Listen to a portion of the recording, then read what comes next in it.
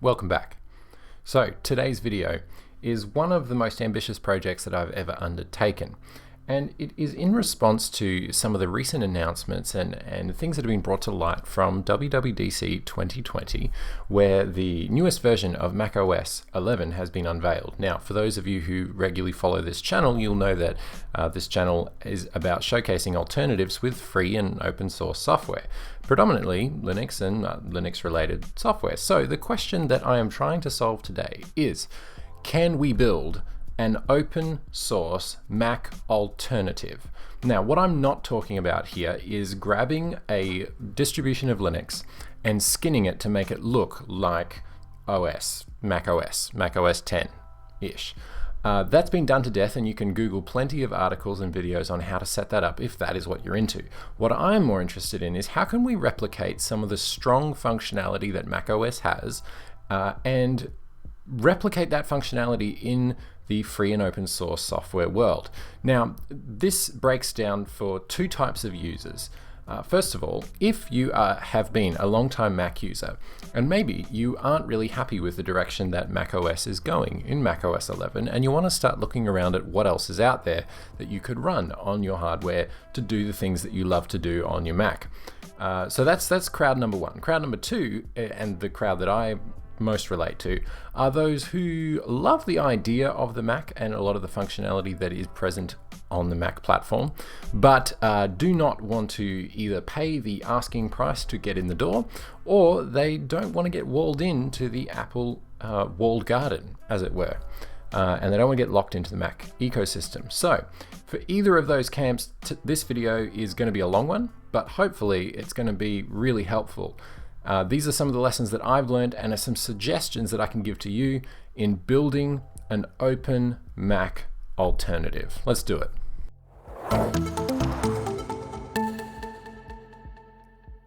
Okay, so we've got a few things going on today. First of all, we have coffee to get us through. We have my notes off on the side here, and then I've got the platform that I'm working on. Now, I'm going to be working inside a virtual machine so that I can kind of set things up and not touch my main sort of production system, but you should be able to kind of take some of this stuff, leave the stuff that you don't want, hang on to the stuff that you do, and hopefully you'll be able to see just how close you can get to the same Mac functionality. Now, first of all, what we need to talk about really quickly, and I've got them listed on my notes here so I can blast through them as quick as possible. Here are what I believe are the strengths of the Mac platform that we want to carry over when we're building the open alternative to macOS.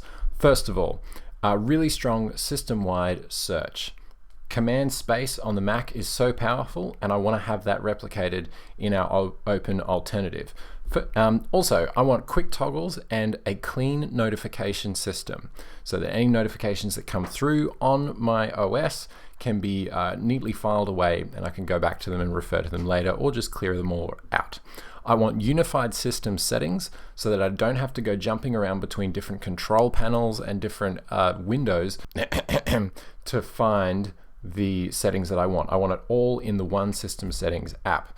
I would also love integration with mobile, because one strength I think of the Mac platform is its very tight integration with the iPhone and the iPad if you have those. Spoiler alert, we're probably not going to get there in this video. There is a way to do it. It's called KDE Connect. It's a little bit fiddly with what I'm going to recommend, but you can go Google that on your own. Also, I would appreciate unique design, something that is simple, something that gets out of the way and lets me focus on the apps that I want to run. I also appreciate multi-touch gestures, and so that's something that I want to replicate in our open macOS alternative. I also want security built in. I want a heavy focus on privacy, because I think those are two things that macOS does quite well, almost a little bit heavy-handed nowadays on the security side of things. And I also want beautiful wallpapers, because we all know macOS has got them wallpapers for days. I also want some high-quality consumer-grade apps. What do I mean by this? I mean that I want to have in my system maps, calendars that sync with online accounts. I want a to-do list app. I want a photo manager. I want a decent file manager that can give me the different views that I want. I want news and music and podcasts and note-taking and a web browser and basic Office software, maybe some voice memo stuff, that kind of thing, and cloud storage. I need that as well. Okay, so those are some of the things that I think the Mac platform gives to new users out of the box, and I think they're strengths. There are weaknesses, but I'm not going to go into that in today's video, because now what we're going to do is we're going to focus on how do we build this in an open source environment. So we're going to try wherever we can to use free software that is both free to pay for, as in you don't have to pay for it, you can if you want, and also it's free as in free speech, as in the code is open that people can go and use, replicate, and modify it without having to worry about end user license agreements. So to that end, we are choosing as our platform of choice Elementary OS. Now, I'm sure a lot of you weren't really surprised to see this coming. Elementary OS, at the current time of this video, we are up to Elementary OS 5.1.5. Okay, let's jump in here on the desktop and start playing around with some stuff. Okay, so I want to give a few more details as to what Elementary OS brings to the table and why I've chosen it to build an open replacement for macOS. There's a few key things.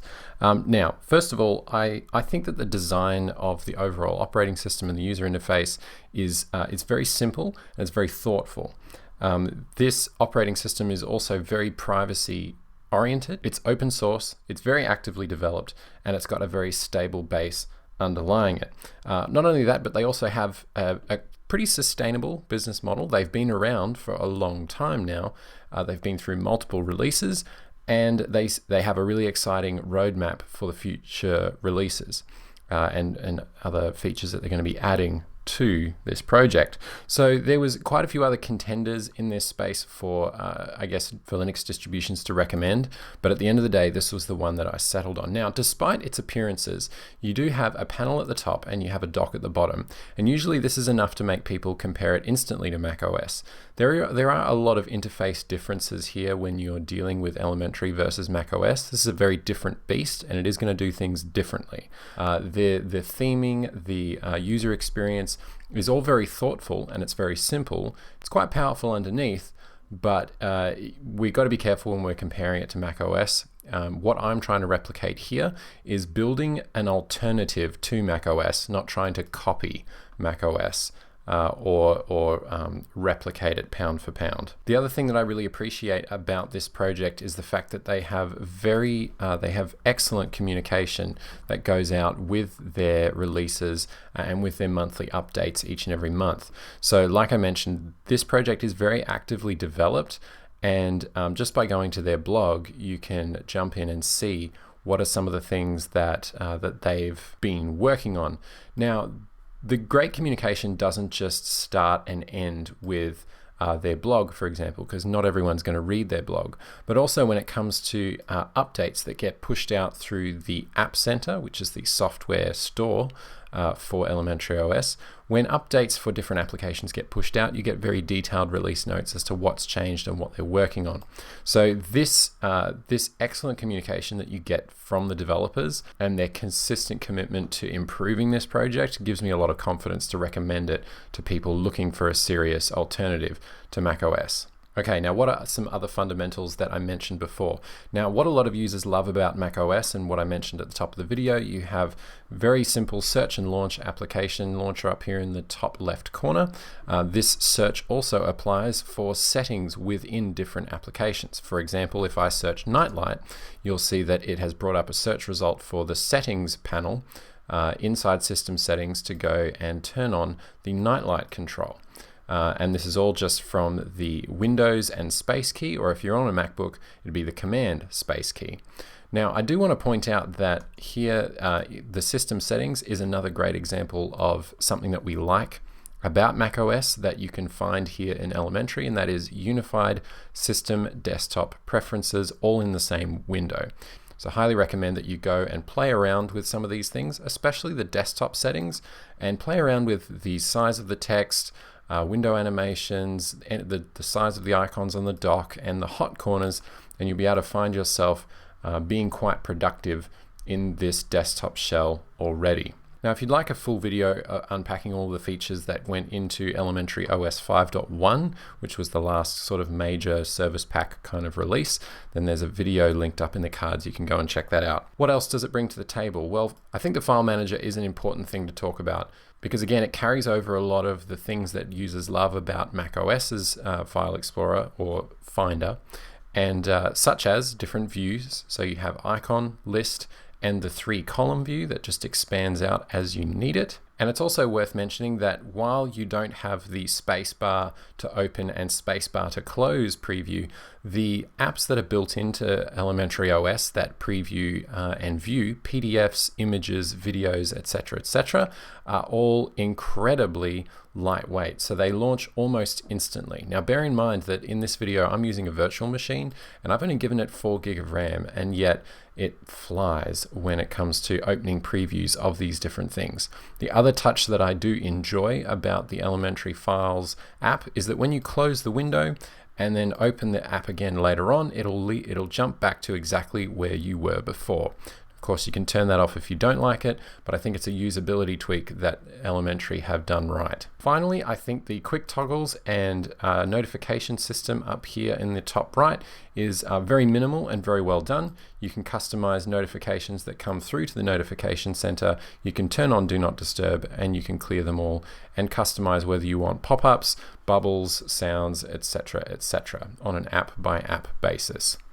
Again, one of the features that we like about macOS that we can find here in our open alternative Elementary. Finally, the thing that I think has me the most excited about this project is that it has an ever-expanding ecosystem of quality and coherent applications that are purpose-made for this operating system.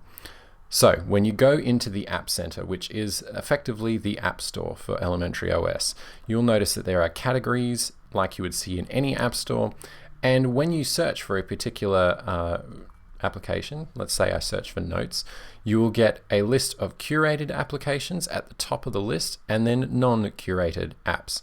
Now, what you need to remember is that any of the curated apps that are up here are purpose-built for the Elementary OS.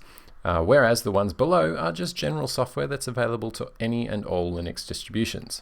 We're going to get to more about how to add more software to Elementary OS in just a moment. But first, we need to talk about what do we tweak when we first finish setting up and installing Elementary.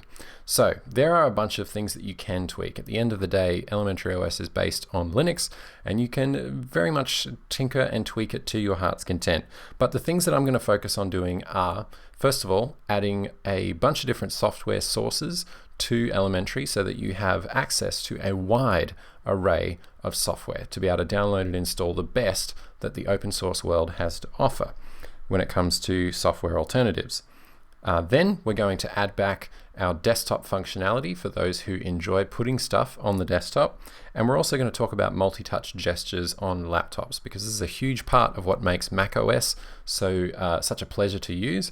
And I want to be able to replicate that here and have that functionality in Elementary OS. We're also then going to touch on some cloud storage before getting into some app recommendations. Okay, let's get into it. So first things first, we need to add some software sources. Now, if you've been in the macOS world, you probably would have heard of Homebrew, especially if you're more a developer. Homebrew is essentially a way that you can install software through a package manager on macOS and access a lot of free and open source software. Essentially, what we want to do is we want to add some different software sources to the App Center so that it's not just pulling in software from Elementary OS's software source, but it's also pulling in from FlatHub. FlatHub is a centralized universal Linux packaging system.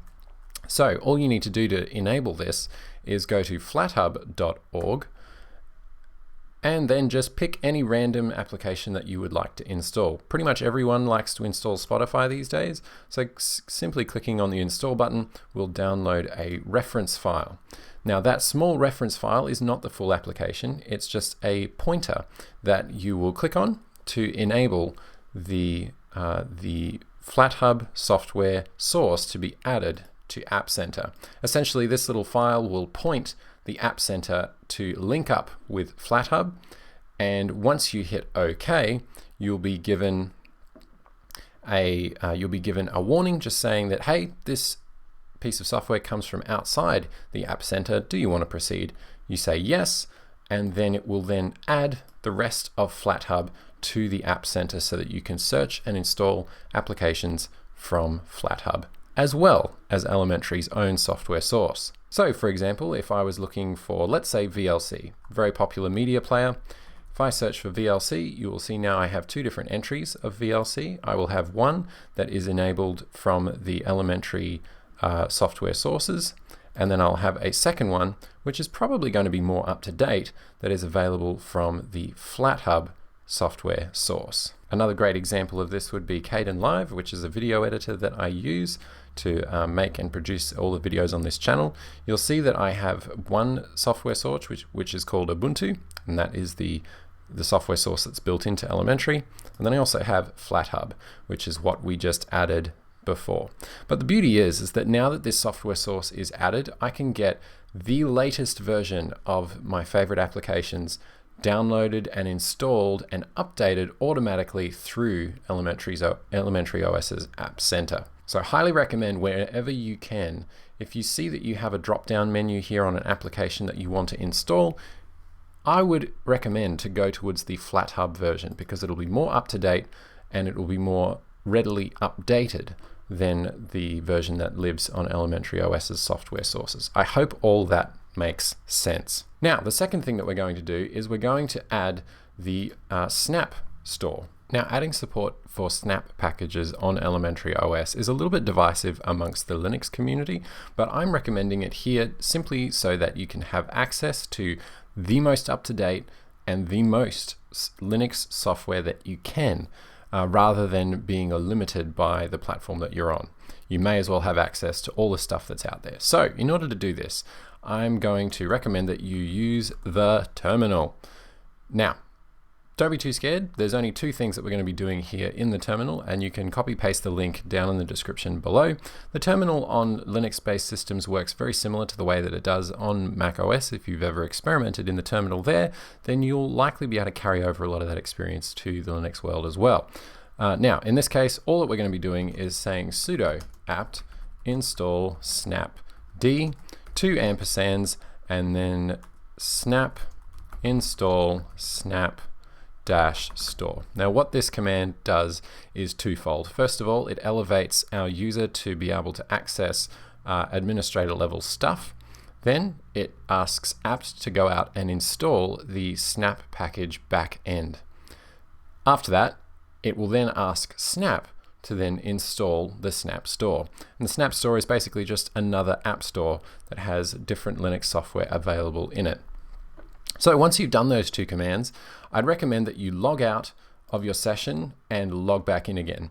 And the reason for that is twofold. First of all, when you add software, when you add new software sources, it's always a good idea to log out and log back in again. Because of the fact you really only do this once at the start of using the OS, once you've got it out the way, you'll be set up and ready to go. Now, I've already installed the Snap Store on this particular system, and you'll notice that when we open it up, we have a different looking app store, but we have access to a lot more software now as well. So if I could break it down for you, this is how I'd prioritize it. If you can find the latest version available in the App Center for a particular app that you want to install, I'd recommend you use FlatHub as a software source first and foremost, followed by the Elementary OS software sources that come built in, followed by the Snap Store. Case in point, Standard Notes is a brilliant note-taking application, very similar to something like Bear in the Mac world. It has encrypted notes and you can sync them across platforms and across different apps, but they don't have a straightforward, up-to-date package for the particular system that we're on. However, they do have a Snap package that'll automatically keep you at the latest version and update as you go.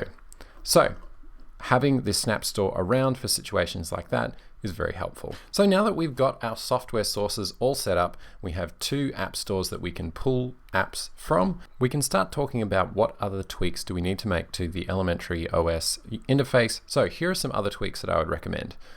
First of all, go into AppCenter and install Desktop Folder. The Desktop Folder app will give you some functionality back to your desktop, allowing you to right-click on the desktop, create files, links, photos, change the wallpaper, show the desktop, and open the terminal here.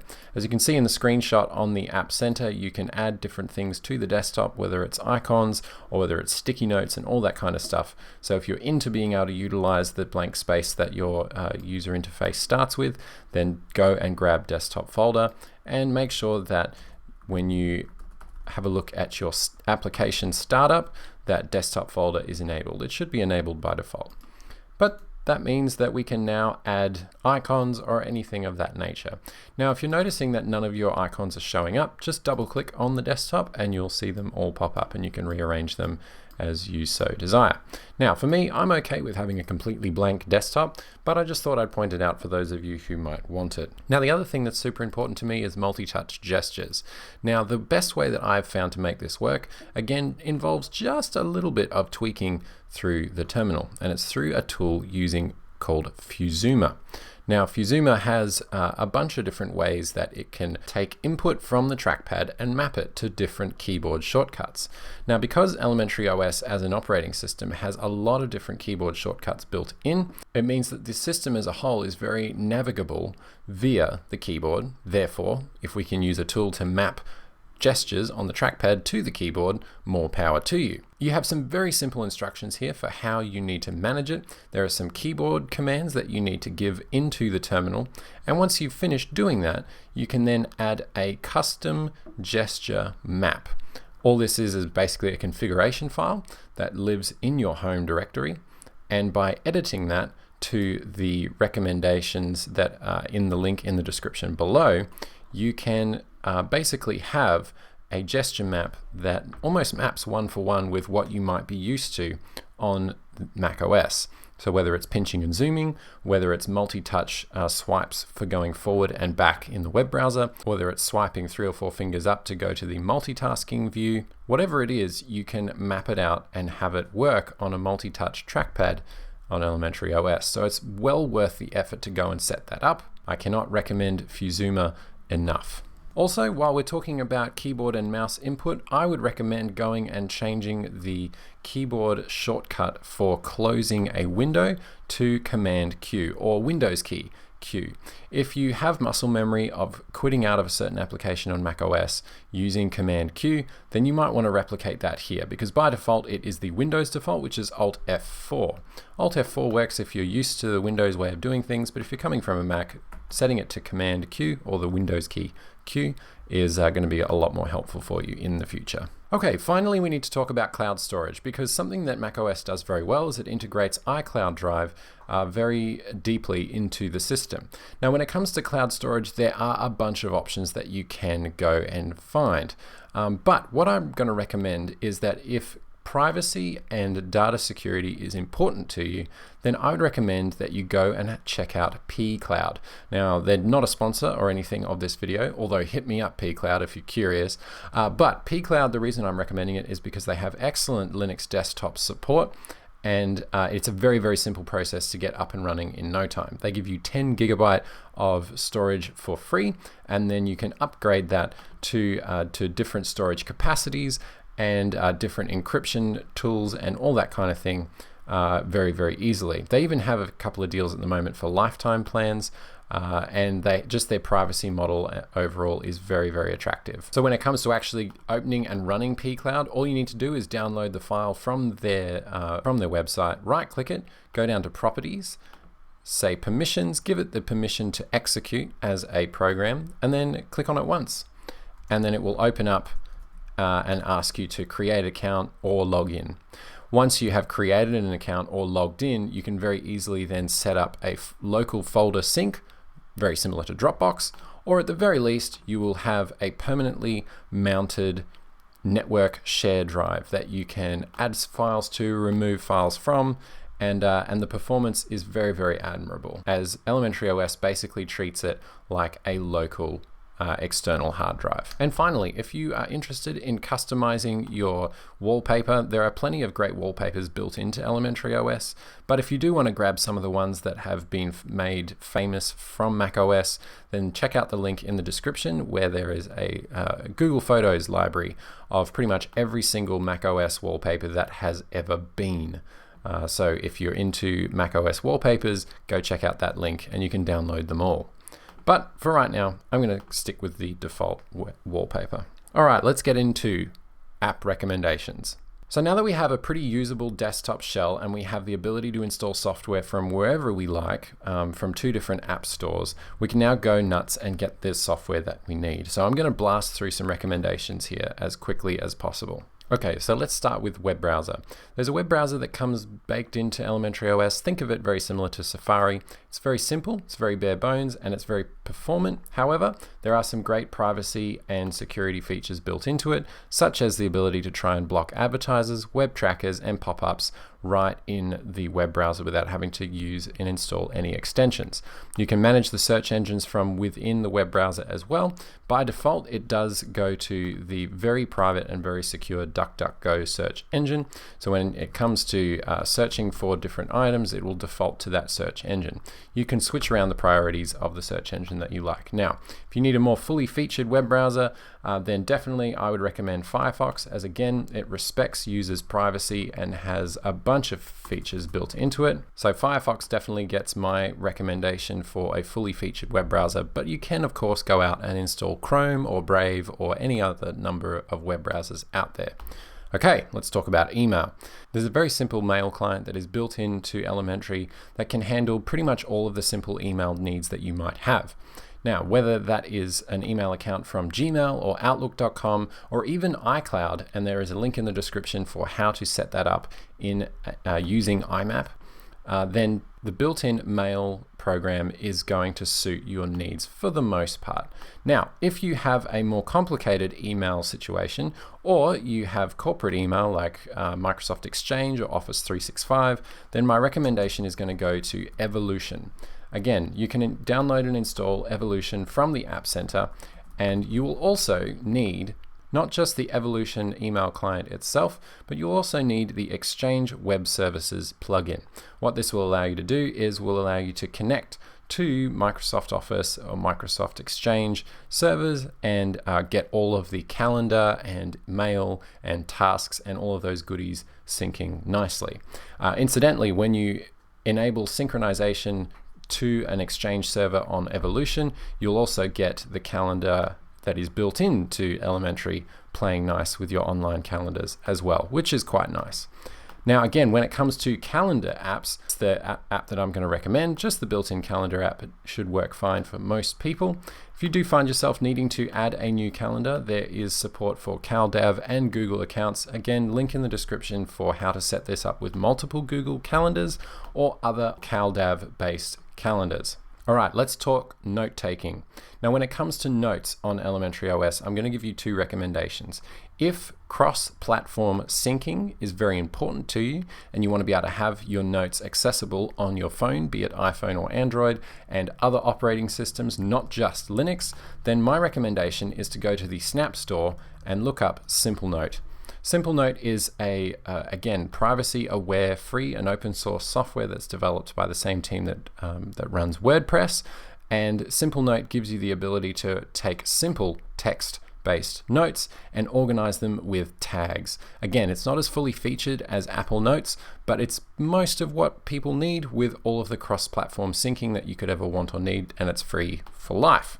Now, if you need something a bit more fully featured, if you need something that is more akin to Bear on the Mac, then I definitely recommend that you check out Standard Notes. Again, Standard Notes is available in the Snap Store. This is a lot more fully featured and also has encryption as an option that you can enable. Now, if you're not interested in cross-platform syncing and you just want a quality note-taking app just to live here on your desktop, then I can't recommend Notes Up enough. Notes Up looks great, it works really well, and it gives you very similar functionality to something like Evernote. Now, my final recommendation is for an app called Joplin. If you find yourself needing the functionality and export-import function from something like Evernote, and you need web extensions, you need clippers, you need to deal with all different types of tables and formatting and images, then definitely go and check out Joplin because you can get the Joplin app on multiple platforms. It handles synchronization, And it's just a far more powerful tool all around. So think of Joplin as a free, privacy-aware, open source alternative to something like Evernote or OneNote. And that, I think, about exhausts it for note-taking applications. So let's talk about reminders. Now, reminders on the Mac are pretty, let's say, lackluster in features. Most Mac users end up going towards something like Things, or in some cases, apps like Todoist. So I'm going to recommend Planner. Planner is an app that is developed for elementary OS, and it's available in the AppCenter. And Planner has fantastic features built into it, as well as synchronization support for Todoist. So if you need this, if you need your to-do list and your project management software to synchronize to multiple platforms, once again, whether it's Mac, Windows, Android, or iOS, then using Planner and synchronizing it with Todoist is going to be the way to get that done. Highly, highly recommend Planner as an app just to organize yourself in general. It has powerful integrations with calendar and other things in productivity software land. Now, I do want to quickly mention that a lot of these applications in AppCenter, some of them have recommended donation amounts built into the app recommendation. You can kind of see here that we got $3, $10, $4, etc. Again, this is a pay what you want model. So if you don't want to pay anything for that particular app, you can very easily set it to 0, or you can set a custom amount that you would wish to donate to the software developer. To me, this is key to Elementary's long-term success, not only as a platform, but also as a platform where developers can publish applications and get a bit of a kickback for the hard work that they do. There's no such thing as a free lunch. Moving on, let's talk about maps very quickly. If you need to look up a very quick address or look up a map that is not going to be tracking you or linked location data to your own account, then definitely look up GNOME Apps and make sure you install it from the FlatHub repository. GNOME Apps gives you very simple access to just mapping in general without tying it to an account, so you don't have to be worried about privacy. One of the most popular features of macOS is the ability to use AirDrop. The alternative that I would offer to you is Snapdrop. Snapdrop is simply a website that you go to, snapdrop.net, and all it does is it establishes a connection with other people that are on the local network, the same Wi-Fi network as you, and it allows you to upload and share those files with anybody who goes to snapdrop.net. Now, this works whether you're on mobile or on different desktop operating systems. And once you discover Snapdrop, it's one of those services that you just didn't imagine living without. So think of it like the convenience of AirDrop, but available for everyone. Moving right along, for photos, we have, you guessed it, Photos. It's not nearly as fully featured as the one that comes built into macOS, but it will get the job done for you. It supports raw photos, it supports simple edits, and it helps you organize your photos and import them from camera, SD cards, etc. Now, when it comes to playing back music, my recommendation is going to go to Lollipop. Lollipop is a fantastic music player for handling large local music libraries. And again, it's available to install from FlatHub here on the AppCenter. Now, the things that I love about it is that it handles large music libraries with panache, and it has automatic album artwork downloading built into it as well as just great recommendations for a random album of the day and great ways to organize and categorize your music. Now, obviously, Spotify is available there from the AppCenter as well once you have enabled FlatHub, and there are plenty of other ones to choose from, but Lollipop and Spotify get my nod of approval. When it comes to Office documents, my recommendation is going to go to only Office. Now, there is a very popular Office suite out there in the open source world called LibreOffice, and while LibreOffice is very capable, I find the compatibility with Microsoft Office documents to be a little bit shabby on LibreOffice. Now, my experience is that there is no such compatibility issues with only Office, and it is still free and open source. So it has apps available for spreadsheets, slideshows, and word processing, and that should be able to handle most of what you want. The only bummer here is that the window controls are flipped because they're integrated into the window itself. Very similar design and layout to Office 365, and it has a lot of features that are important. All right, we're on the home stretch now. When we're talking about messaging or being able to communicate with people, my recommendations to replace things like iMessage would be Signal, as there are privacy-aware encrypted conversations that you can have with different people, and some group chats as well, supported on literally every platform out there, and it's based on open source technology. So Signal is highly recommended. Also, you've probably heard of Telegram by this point, but you can install the Telegram desktop app from the AppCenter and use that if you're involved in online community group chats. And obviously things like Discord are also available to install if you're into that. When it comes to managing podcasts, my recommendation is Vocal. There is a fantastic elementary OS developed app which allows you to browse the podcasts that are in the iTunes Top 100 and then add them to a list that you follow. You can then manage downloads and all of that fun stuff. So Vocal gets the nod of approval for managing podcasts in elementary OS. And when it comes to managing books, there are two recommendations that I have for you. First of all is Foliate, which is a very simple ebook viewer. So you can just load up EPUBs or .mobis or other ebook formats and get a very simple, straightforward ebook reader that you can enjoy on your device.